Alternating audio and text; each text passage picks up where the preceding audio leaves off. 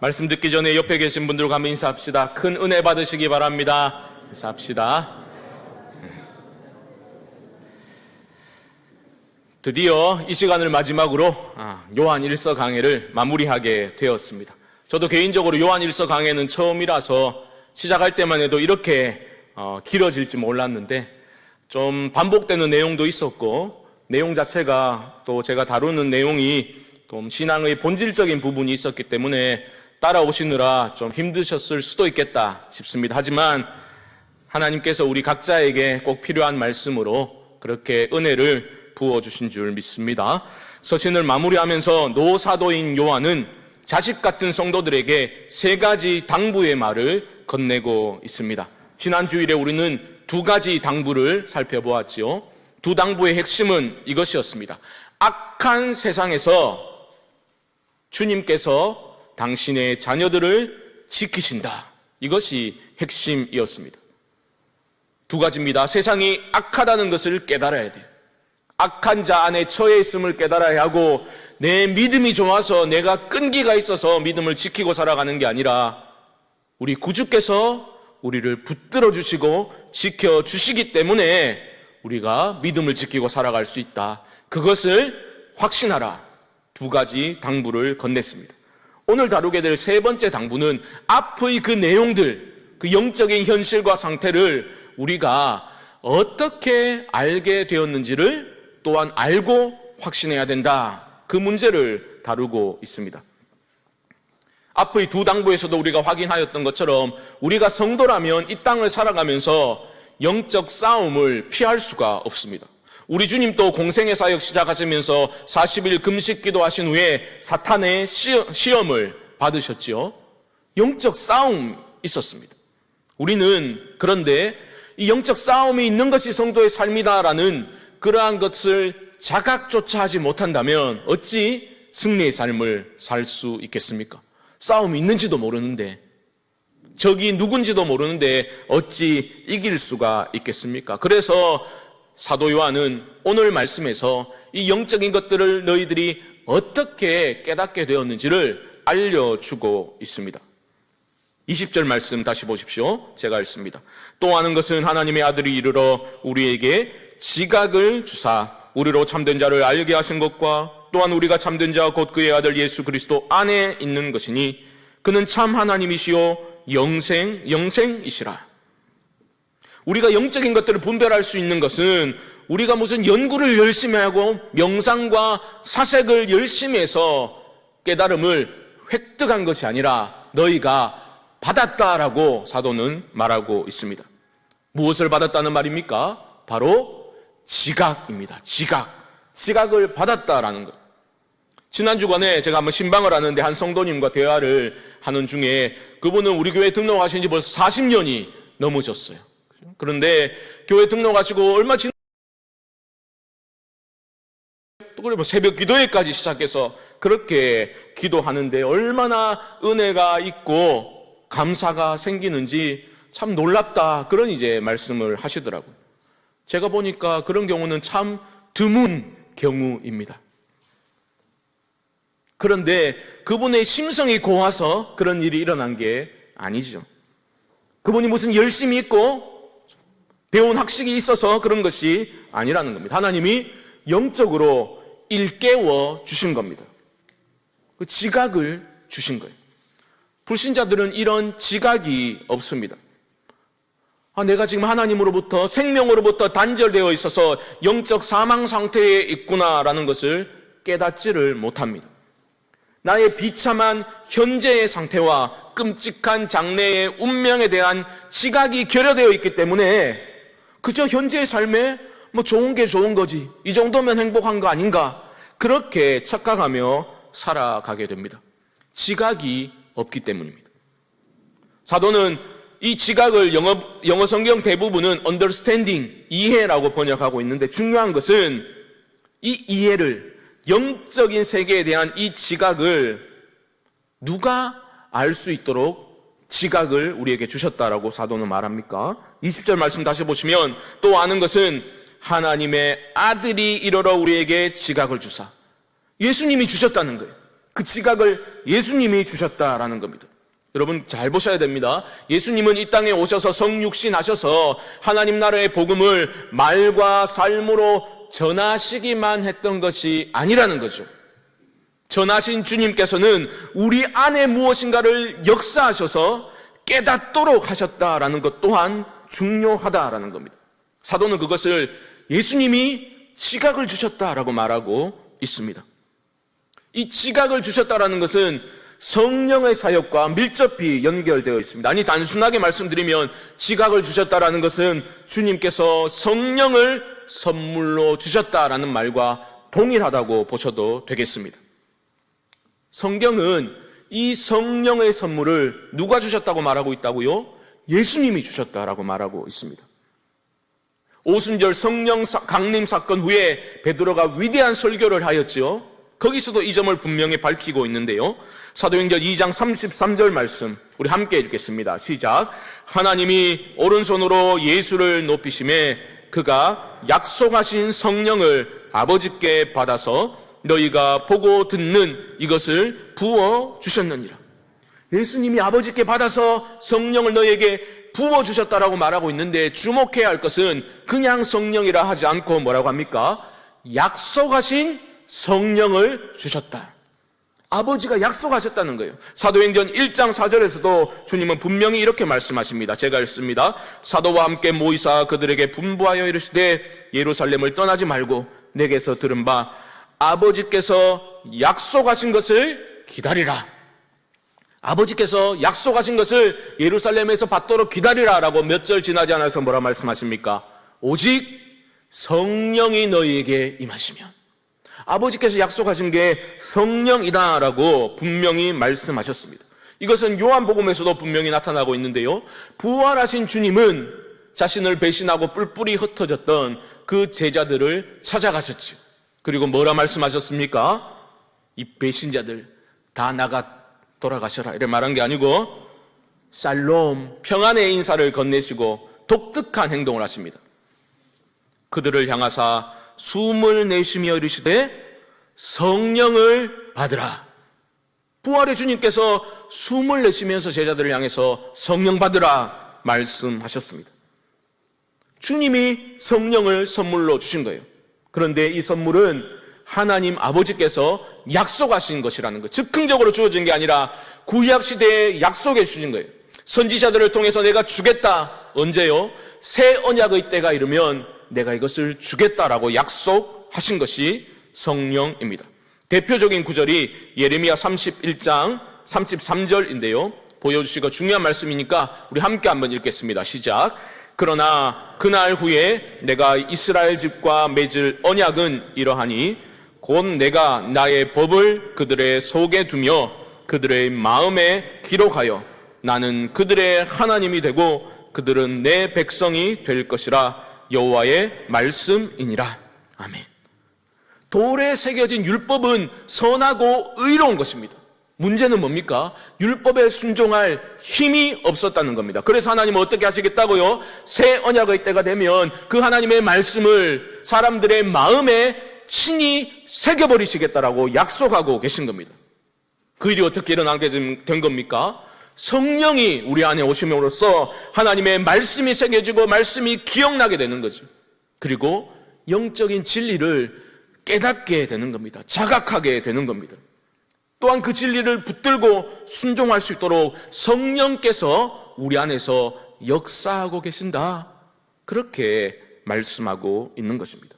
여러분, 우리 안에 내주하시는 이 성령의 역사, 이것을 사도 요한은 요한일서 2장에서도 독특한 표현을 사용하면서 가르쳐 주었죠. 우리 안에 무엇이 거하고 있다 했습니까? 기억나십니까? 좀 기름진 거 기억나십니까? 내장 지방이라면 안 되고 기름 부음이 있다 했잖아요. 기름 부음. 2장 27절 말씀 한번 보여주시죠. 함께 읽습니다. 시작.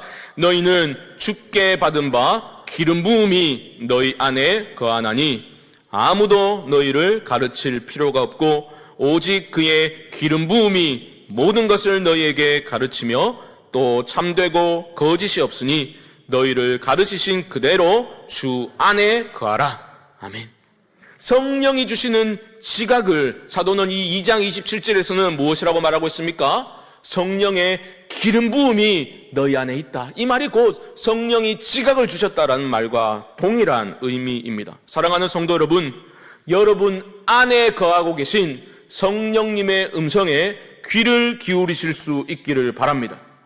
우리의 영이, 우리의 마음이 죄로 인해 어두워졌다 할지라도 우리는 타는 목마름으로 주께 나아갈 수 있어야 하겠습니다. 우리 주님 뭐라 하셨습니까? 누구든지 목마르거든 내게로 와서 마시라. 나를 믿는 자는 성경의 이름과 같이 그 배에서 생수의 강이 흘러나오리라 하시니 이는 그를 믿는 자들이 받을 성령을 가리켜 말씀하신 것이라. 여러분, 성령의 충만함을 구하실 수 있기를 주님의 이름으로 축복합니다. 성령의 충만을 구하셔야 돼요.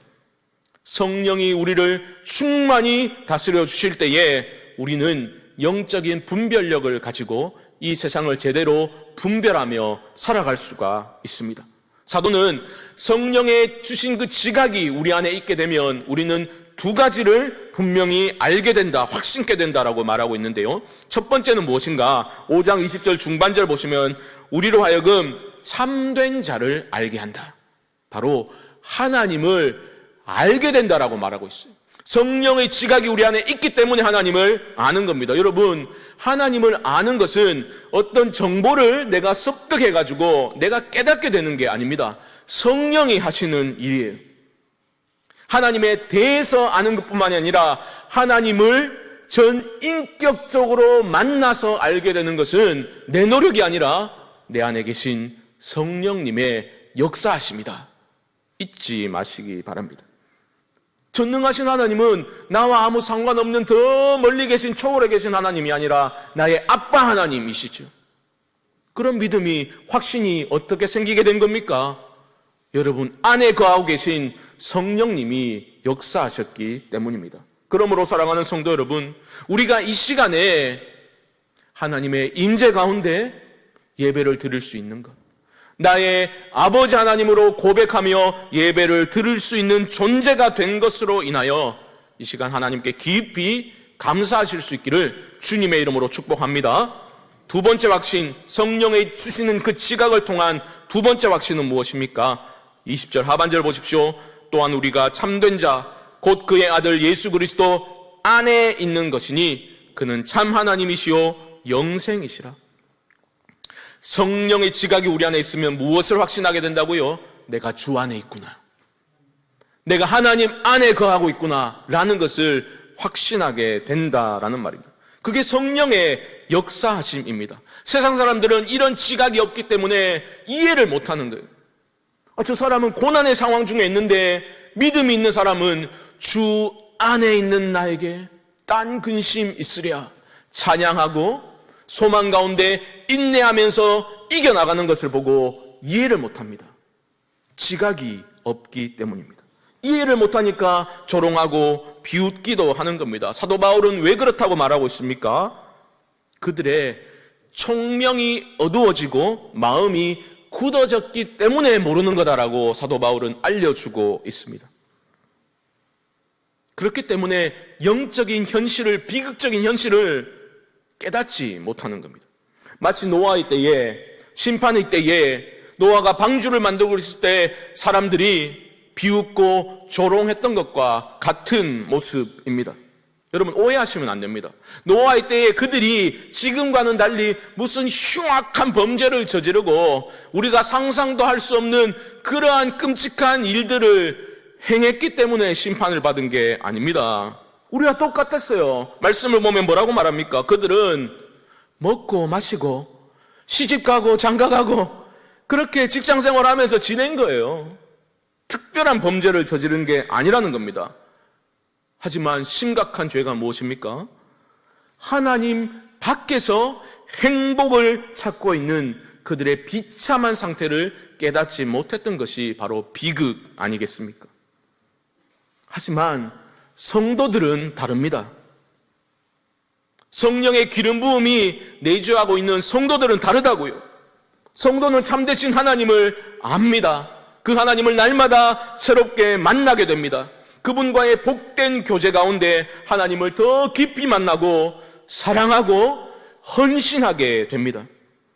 날마다 일시적인 것들에 매몰되는 것이 아니라 흔들릴 때 있지만 영원한 생명 안에 내가 지금 거하고 있구나, 그것을 확신하면서 하나님과의 깊은 교제로 날마다 들어갈 수 있는 것이 바로 성도들이 누릴 수 있는 특권이다라는 것입니다.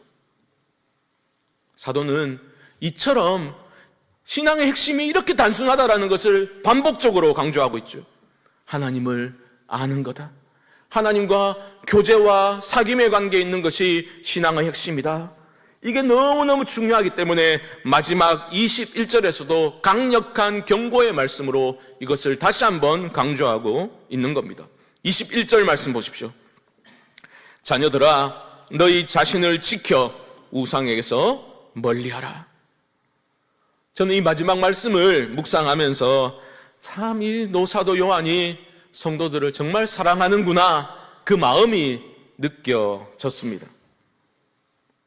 그는 지금 서신을 화려하고 멋진 말로 마무리하고 있지 않아요. 끝까지 그들이 잘 되기를 바라는 거예요. 그래서 실천적인 권면을 하고 있는 것입니다. 행여나 그들이 하나님을 아는 게 신앙의 핵심이야, 하나님과 사귐의 관계에 있고 빛 가운데 있는 것이 신앙의 핵심이야, 이 말을 너무나 추상적으로 이해할까봐 사도가 염려가 되었던지도 모르겠습니다. 그래서 그는 강력한 경고의 말씀으로 서신의 마침표를 찍고 있는 것이죠. 자녀들아, 너희 자신을 지켜 우상에게서 멀리하라. 왜 이런 경고를 하고 있을까요? 우상을 숭배하면서 하나님을 섬기는 것이 불가능하기 때문입니다. 우상 숭배는 우리의 영적인 삶을, 하나님과의 교제를 가로막는 가장 무서운 적입니다. 우상이 무엇입니까, 여러분? 우상이 뭐예요?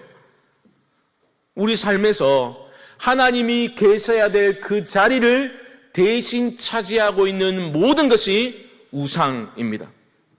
그러니까 돈이 우상될 수 있죠. 어떤 사람에게는 건강이 우상입니다. 어떤 사람은 자식이 우상이에요. 어떤 사람은 자기 직업과 커리어가 우상입니다. 저 같은 목사에게는 목회의 성공이 우상이 될 수도 있는 거예요. 내 마음을 들뜨게 하고 나의 시간과 나의 에너지와 나의 물질을 집중해서 투자하고 내 마음을 설레게 하고 내 마음의 중심에 있고 내 삶을 다스리는 바로 그 모든 것들이 우상이 될 수 있습니다. 우상은 그렇게 무서운 겁니다. 이 시간 예배드리는 성도님들 대부분은 아마 이렇게 속으로 생각하실 거예요. 왜 저래 흥분하노? 우리 아무도 우상 숭배 안 하는데. 내가 예수 믿기 전에는 몰라가지고 좀 점도 좀 보러 다니고 뭐 빤스 안에 부적도 넣고 다니고 그랬지만 이제는 그런 거 안 한다. 우상 숭배는 무슨, 뭐 속으로 이런 생각하실 수도 있겠습니다. 하지만 그런 게 우상 숭배의 전부는 아니죠. 내가 가지고 있는 하나님에 대한 개념들이 우상이 될 수도 있습니다. 내가 가지고 있는 체험과 경험이 우상될 수도 있는 거예요. 우리는 하나님의 이름을 열정적으로 부르면서도 내용적으로는 다른 신들을 섬기는 우상 숭배자가 될 수 있습니다. 요즘 새벽에 출애굽기 말씀을 묵상하고 있잖아요. 그 유명한 금송아지 사건이 바로 그것 아닙니까? 이스라엘 백성들이 하나님 외에 다른 신을 만들어 섬긴 게 아니라고요. 이스라엘을, 우리를 구원해낸, 출애굽시켜준 그 여호와 하나님을 형상화한 게 바로 금송아지입니다. 하나님을 만들고자 했는 거라고요. 그런데 결과물이 금송아지였다라는 거죠. 금송아지는 풍요로움과 힘을 상징하는 겁니다. 그들은 입으로는 여호와 이름을 부르면서도 그들이 정말 믿고 의지하는 것이 무엇인지를 보여주는 거죠. 그들이 진짜 믿고 있는 신, 그들의 욕망이 형성화되어 나온 것이 바로 금송아지라는 겁니다. 하나님이 왜 10계명의 첫 계명을 내 앞에 다른 신을 두지 말라, 우상 숭배를 금하셨는지 여러분 이해가 되실 겁니다. 그만큼 우리 모두가 쉽게 빠질 수 있는, 그리고 치명적인 죄이기 때문입니다. 모든 것이 우상이 될 수 있습니다. 최고의 우상은 무엇이겠습니까? 돈, 이럴 수도 있죠. 사실 돈이 못하는 게 몇 개 없죠. 사람들은 돈의 전능함을 믿으며 살아가고 있는 것처럼 보입니다. 돈도 정말 대단한 우상이에요. 하지만 최고의 우상은, 우상 중의 우상은 바로 내 자신일 겁니다. 내 자아. 왜요? 우리는 끊임없이 하나님을 주인의 자리에서 밀어내고 내가 내 삶의 주인 행세하잖아요. 내 인생은 나의 것 이러면서 내가 하나님을 밀어내고 내가 주인 행세하며 살아가지 않습니까? 내가 깨어져야 될 우상입니다. 모든 게 내 중심으로 돌아가야 속이 시원한 거죠. 하나님을 경외함이 없으니 모든 교회 안에서 여러 가지 활동들로 바쁘지만 참된 헌신이 일어나지 못하는 거죠. 자기 기만적인 활동들, 눈먼 운동성과 열정만이 넘쳐나는 모습으로 굳어질 수 있는 겁니다. 이 문제는 내일부터 진행될 특세 때 집중적으로 다루기로 하겠습니다. 꼭 오십시오. 중요한 것은 하나님을 사랑하는 것이 신앙의 핵심이라면 우리는 우상에게서 자기 자신을 지켜야만 합니다. 사도는 그것이 우리의 책임이라고 말합니다. 너희는 우상에게서 지켜주세요라고 간구하라라고 권면하고 있지 않습니다. 너희 자신을 지켜라라고 말하고 있죠. 물론 하나님께 도움을 구하는 기도를 해야 되겠죠. 하지만 나의 의지적인 노력과 결단이 요구된다라고 분명히 가르치고 있습니다. 사랑하는 성도 여러분, 여러분은 이 세상의 그 거센 세속의 물결을 그 물결에 휩쓸리지 않도록 어떻게 자신을 지키고 계십니까? 어떻게 우상숭배에 빠지지 않고 참되신 하나님과 깊은 교제 가운데 그분을 사랑하고 기쁨으로 순종하는 삶을 여러분 어떻게 살 수 있겠습니까? 이런 예화가 도움이 될 것 같습니다. 캐나다의 왕립 기마경찰은 하는 일 중에 하나가 위조 지폐를 감시하는 그런 일이라고 합니다. 그러니까 훈련을 철저하게 받는데요. 그런데 경찰국에서는 그 경관들에게 절대로 위조 지폐를 보여주지 않는다라고 합니다. 그들은 철저하게 진짜 지폐만을 연구한다고 합니다. 위조 지폐를 안 보여줘요. 그들은 위조 지폐를 어떻게 만드는지에 대해서도 배우지 않습니다. 진짜만 계속 보는 거예요. 하루 종일 진짜만 연구하는 겁니다. 저는 이 글을 읽으면서 우상숭배를 피할 수 있는 것도 그런 것 아니겠나? 우상들에 대해서 연구하고 묵상하는 게 아니라 하나님을 가까이 하는 것, 하나님을 적극적으로 추구하는 것, 하나님만을 구하는 것, 하나님의 임재 가운데 친밀한 사귐과 교제를 갖도록 우리가 날마다 주께 나아가는 것, 그것이 바로 우상숭배를 하지 않고 나 자신을 지킬 수 있는, 거룩의 능력을 회복할 수 있는 유일한 길이 아니겠는가, 그런 생각을 하게 됩니다. 여러분, 지금까지 우리는 총 34번의 시간 동안 요한일서 말씀을 함께 나누면서 여러 가지를 배웠을 것이라 생각합니다. 신앙생활의 핵심은 하나님을 아는 것이다. 하나님과의 복된 교제 가운데 우리가 참 생명을 누리고 빛 가운데 주와 동행하며 살아가는 것이 바로 행복이다. 이런 것들을 우리는 깨닫게 되었습니다. 우리의 삶의 기쁨과 행복이라는 것은 고통의 부재가 아니라 하나님의 임재다라는 것을 여러분 느끼셨으면 마음에 새기시면 좋겠습니다. 어떠한 고난의 상황 속에서도 우리 주님은 우리 안에 계십니다. 내가 어떤 상황에 있더라도 우리는 주님 안에 있음을 여러분 잊지 마시기 바랍니다. 그리고 그것이면 충분하다는 믿음을 가지셔야 돼요. 그 믿음이 있을 때 우리는 세상이 감당하지 못할 그러한 믿음의 사람으로 세워져 나가게 될 줄 믿습니다. 우리가 날마다 자기라는 우상을 깨뜨리고 성령의 다스림을 받아서 나에게 임한 하나님의 나라가 완성될 그 소망을 가지고 그 나라를 꿈꾸며 순례의 길을 함께 걸어가는 그런 복된 변화가 우리 성광교회 안에 일어날 수 있게 되기를 주님의 이름으로 간절히 축원드립니다.